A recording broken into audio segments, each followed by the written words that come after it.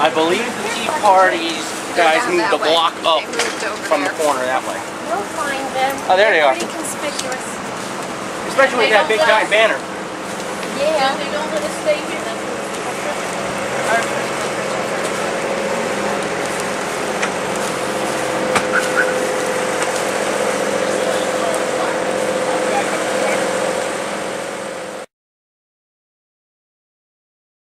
Están más puestos para la gente trabajar. Está bien. También necesita apoyo así de gente, así para que puedan respaldarle. Claro, Claro, está muy bien. porque la economía generalmente está basada en los negocios pequeños y son los negocios pequeños quienes crecen hasta los negocios más grandes. Yeah.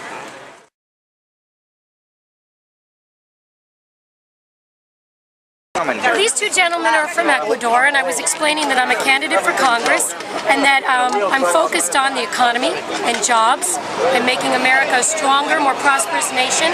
They agree with me, and one of the issues they brought up to me is that they need some kind of reasonable immigration policy because they're hardworking people. They have hands only for work, they said, not for trouble.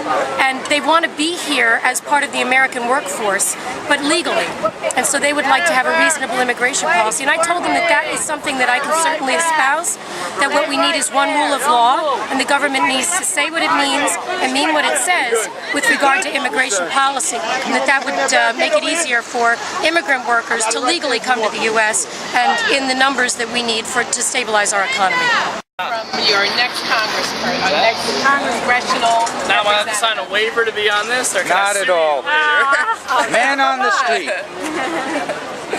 Thank you. Thank you so much. You're welcome. She's going to protect your freedom. Oh, look at this. She's going to protect your freedom. Sign it.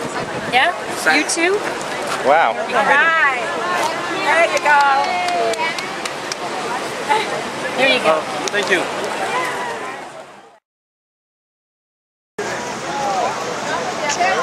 What do you want to get a message out for yourself today? I think what's most important is that we have the President's ear and Congressman Pallone's ear with regard to jobs and the economy here in New Jersey. You see, since January 2009, we have lost over 85,000 jobs in New Jersey, and the unemployment rate has been stagnant at over 9% since May of 2009. The stimulus bill did not create jobs. It merely created debt, deficit, and taxes for our children and our grandchildren. And a healthy economy needs to be dependent upon vibrant, successful small business. So I would hope that the President and Congressman Pallone would be listening to the people of the United States as we cry out for relief for small business. And obviously, taxing ourselves into prosperity is an oxymoron. It's just not going to happen. The economy, in your opinion, how is it? The economy is not healthy right now. I think that the people that are supporting me have been very clear in their message to me as a prospective congressman that we do not want to go the way of countries like Greece. The union contracts and the entitlement culture here in the United States is going to be our downfall. And I do believe that we have the power as the people of the United States, both the government and the governed, to change that in this election process. Oh, you're a smart young lady. Yes, you are. I love you. Mine are 18, 16, and 13, so I'm jealous of you. Oh, I just got started. Mine is 6 months and I'm done. Oh, well, good for you. I will tell you that having my children was the most important thing I ever did. I have no regrets at all. Everything that happened in my entire life is the best thing that ever happened. Kids usually do that to us, don't they? They make everything worthwhile. They remind us how to look at life. You know, we get so serious and cynical when we get older. And they've got it all figured out when they start out, right? So I think they're where it's at. They got it all figured out. Yeah, I need food, I need loving, I need a little bit of water, and a change diapers. And other than that, I don't need anything. Yeah, because that's jumping around and biting. Okay, fine. Okay. Well, she's cutting teeth. Yeah, so she needs biting. Okay. I didn't even, that's why they want to ask me. Things. I know President Bush, like President Obama, has had good intentions. They're not immigration attorneys. I'm an immigration attorney. I know this law like the back of my hand. It works. We need to stop being afraid politically of enforcing this law. Okay? We need not to call for reform as if the law is dysfunctional when the Well, the enforcement of the law is only as dysfunctional as the administrators who are not enforcing it. The problem isn't the law. We have undocumented workers. Now, granted, we have things like charity care for those individuals who do not have health insurance. But guess who's paying for it? Me as a taxpayer. And guess who's paying for it? You as a taxpayer. And as far as I'm concerned, I don't have a problem paying for charity care for those who can't afford it. I have a problem paying for it for those who are not American citizens. I was a born American citizen. My parents were born here. My grandparents were born here. My lovely, beautiful little girl was born here. And if I'm going to pay my taxes, and if we're going to help citizens, we're going to help people that came here legally. And we're going to help people that came here. What I don't agree with is that everyone makes it seem like, I understand, you came from a country or you came from an area that was so impoverished and it was so terrible and you had to endure horrible things. And no human being should have to endure those sorts of information. But that does not give you the right to come to my country illegally and have me pay. And guess what? Those millions of people are out of a job, but guess what? You're waking up every morning and you're getting one. You're waking up every morning and you're getting health care because you're getting charity care. That's right. And guess what? The American citizens that don't have a job and don't have health care are the ones that aren't getting it. And I'm sorry.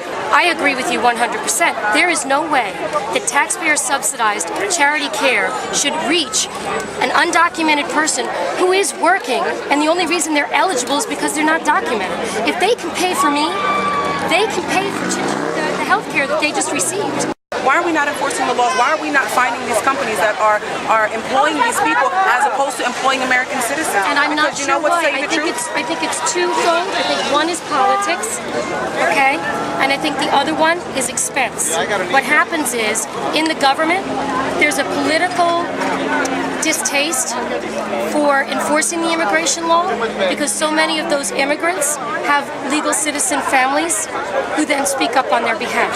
So that's one reason it's not happening, and I disagree with that. And frankly, when we take a look at the expenses that are ongoing right now in the federal budget, there are so many other things that we're paying for. If we just eliminate a few of those and pay for this enforcement, the economy will be a whole lot healthier. We won't have to subsidize hospitals that are, through the Hippocratic Oath, obligated to give treatment to people who then refuse to pay and claim they're eligible for charity care when they're not. They can pay, but you can't document it because they don't pay taxes because they're not documented. It's a ridiculous thing. I will correct that.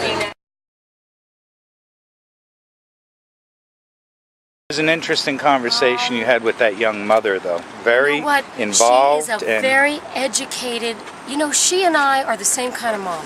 We're working mom, we care about the future our children will have, and she's interested enough to reach out into the political world, into government, to try to pave a way for her young daughter, who is only a few months old right now, to see that she has a future. That's exactly what I'm doing right now. I totally identify with Tanya. She seemed pretty informed on the issues, too. She is. She's a very educated, I would say probably professional person. I mean, I don't know what she does for a living. I neglected to ask that. Right. But she gave a professional appearance. And I could relate to her, and I think she related to me at some level. And that's precisely the kind of dialogue and interchange, interplay that we need, because the shouting doesn't accomplish anything, but just talking back and forth and a willingness to listen, a lot could be accomplished, even if there's a lot of disagreement. And even all her frustration, which she did direct at me at times, when she found out I was an immigration attorney, for example. Oh, yep. But you know what? She and I agree on the issues. And so I listened, I let her finish, and then I told her how we agreed. And she was willing to listen to me. So I think it's great. That's exactly an example of what we should be doing all across the nation right now. Is discussing with one another as Americans, coming together on a solution for the problems, and making sure that our representatives, our elected officials, execute the solutions that we would like. Hopefully we get a good